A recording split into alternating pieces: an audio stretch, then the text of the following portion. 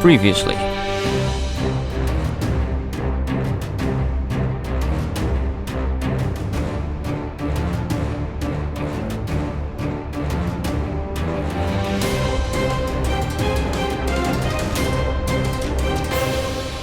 Hey everybody, and welcome back to Terraria. It's been a little while for me, and I apologise that there was no video yesterday, but I'm not going to go into stuff, but let's just say I've been incredibly busy.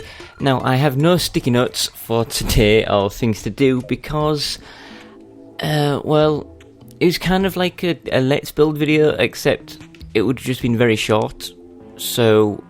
and it's not going to speed it up, and I'll talk through and I'll do all the stuff I usually do. So today, the first thing I want to get done is the arena of here.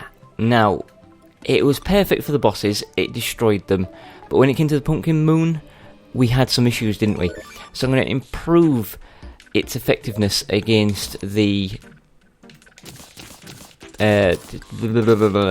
everything, to be honest. The scarecrow things, the hellhounds, the... Ooh. Oh, it's not in coins, is it? It's not coin. The morning woods and the pumpkin that never showed up, but will hopefully do soon. Probably those two, and that should do me for now. So, yeah, there are a few things I've been thinking about of how I could improve this, because I was very happy with what we had, and I thought it worked incredibly well. But of course, you know, the only way to find out whether something works or not is to test it. And we never tested it against a Halloween Pumpkin Moon. So we didn't know how that was going to go, and it worked okay. It was the Morning Woods that kicked our heads in. And honestly, we didn't get to see the Pumpkin King, and that is because we weren't killing the enemies fast enough. And I think I've figured out a way to A, make enemies die quicker, and B, handle the Morning Woods attacks, because the Morning Woods die fairly easily. They still take more damage than anything else, but damaging them wasn't the issue. It was taking damage from them because they can shoot through blocks. So one of the first things I'm going to do is fix this line of traps here. Now, you'll notice I have a gap in the middle. That is because we have this green wire for the teleporter leading me around. Yes? So that leads a long way around to teleport me down there. So I can't have a trap in the middle because it would only be activated every time I flick the lever. But yeah. So what we have here because of that is I mirrored this almost perfectly, and that was my issue. So because there's nothing in the middle and these two are both red, if I turn on the red lever, I lost the ability to fly there, which is this one. Did that turn on? Yeah, that did. And then go down. Look at the... That's not the red one, that's the blue one.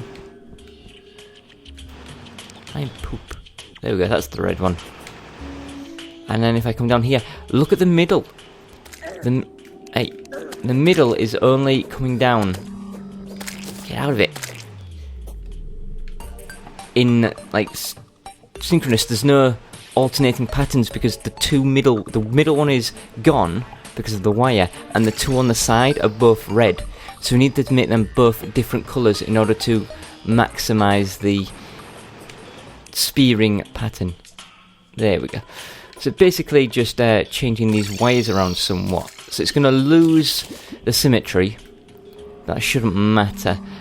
Let's see, what thing is the exact length? If I just change it up to say like every red is now green and every green is now red, that might work.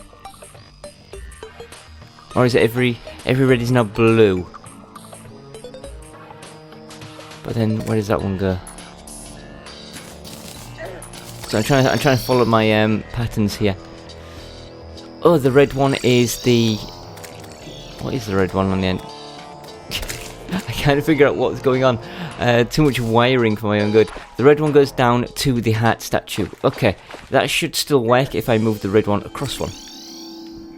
Yes, so if I'd make every red blue, and this is a very simple thing to do, if I cut those off like that, and then... Actually, I need to make that was red, so now it's blue. This was blue, so now it's red. This is red, so now it's blue. Simple little dots, blue and red becomes red and blue. Did I not match that up? There we go. Right, everything should be going well here. This is complicated. Okay, so this one's blue, and then this one is red, like that. I'm not going to bother cutting that wire because that's going to make it complicated for me. Go away! And then blue and red becomes blue and red. And then the final blue and red becomes red and blue, and then I can connect the red one up like that, and that should alternate every red one-ish. So let's turn that on, let's go down. Oh crap, don't be still in there. Yes, this is the middle one, it's not all doing that, so if I turn them all on now, even if they are a absolute mess, the middle one, the middle should always... Oh, wow, you stupid thing. The slime jumped on there and teleported me. So the middle is always going to have something coming down on it. Yeah, that's fine, that works now. The middle is more efficient with the way that it has the things coming down. That's one simple little change I could make. Now, you can see that wasn't really worth doing it at Let's Build for. And I could have done it off camera. But if any of you guys want to copy this design, then it just makes that tricky for you to copy because you won't know the changes I've made. So that's one of the changes. The other change I'm thinking of making, get out of it you guys, is this safety pit down here is handy. But what happens is the Morning Woods don't like me leaving the screen. So if you imagine the area that's on now is one screen, I'm no longer on that screen, I'm all the way down here. So the Morning Wood teleports to me, and that's why I kept dying, because it kept spawn camping me and killing me in here. So we need to make sure we don't teleport down here with Morning Woods. I imagine even if we filled this in with bricks, he would still get me, because he was sort of half in, half out before, wasn't he? So there's nothing I can really do about that, but what I can do is make it easier to evade the Morning Woods. Now the way I'm going to do this is going to be very tricky because of all the wires that I have. I have no idea how I'm going to set this up. If I do that like that, that's green. I need to turn on the traps to know how far the spears come down, so I can build. Because I think it is very close, isn't it? Can I stand here? Yes, can I stand here? No, that gets me. Can I stand then one higher than this? Can I stand here? That's not a good tell because there's no spear there. No, I can't stand there either. So we know the limit then is this level here.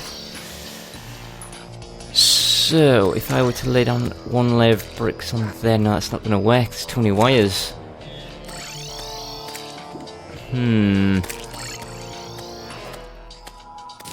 My plan is, if I explain this now and then you'll see what I'm going to try and do, is to try and escape the beams. I want to be able to dodge them left and right, running like, oh, there's werewolves. Running left and right to dodge the beams will be easy, except when you're in honey, your movement speed is slowed down.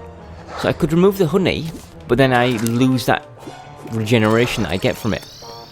But I'm thinking, what I could do is put a teleporter on either end, and then as soon as I get shot, I teleport across. That way I'm not leaving this screen, I'm still on it, I'm just like beaming across to the end. So his shots are heading for the middle, I beam across to this side here. He starts shooting here, I beam across back to the middle. He shoots here again, then I beam across to this side and beam back to the middle.